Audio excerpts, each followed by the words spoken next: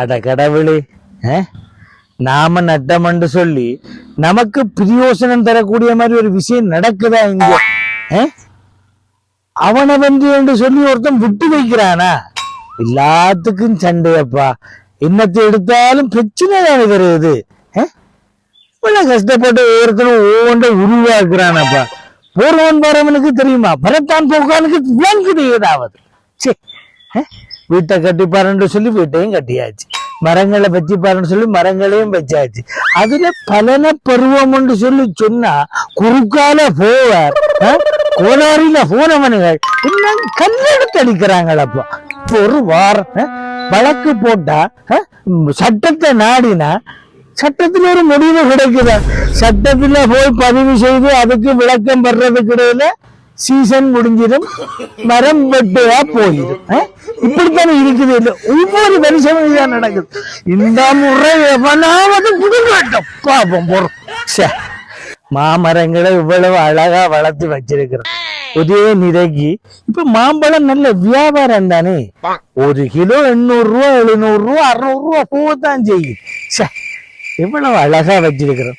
வேலிய போட்டு மாமரத்தை நட்டா நமக்கு பிரயோசனம் பெறத்தானே வேணும். என்ன சொல்றீங்க? அது நியாயம் தானே.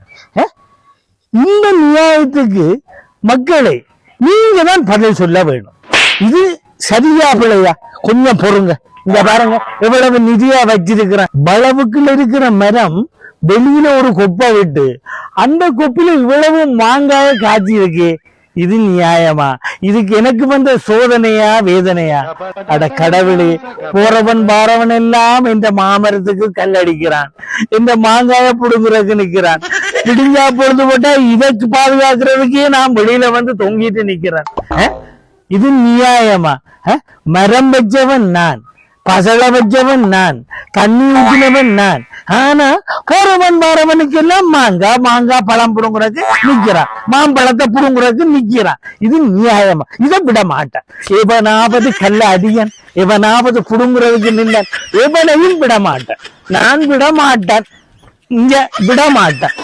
எவன் போறவன் பாரவன் எவனையும் விட மாட்டானப்பா. இவ்வளவு காலவன் நான் இந்த மாங்காய் புடுங்குறதுக்கு எவ்வளவு தண்ணி ஊற்றி இருப்பேன் எனக்கு தான் தெரியும். A few moments later. அட கடவுளே, மாங்காய் உடைக்க வேணாமப்பா, மாங்காய் புடுங்க வேணாம். ஐயோ, இந்த வளவுக்குள்ள புடுங்குறாங்களே. மாங்காய் புடுங்காதீங்க, மாங்காய் புடுங்காதீங்க. என்ன முன்னுக்கு நிப்பாட்டி வச்சாண்டி ரோட்டுல மாங்காய் கிடக்குன்றதுக்காக வேண்டி நான் கதற எனக்கு முன்னுக்கே மாங்காய புடுங்கிட்டு போறாங்களே. இது சரியா?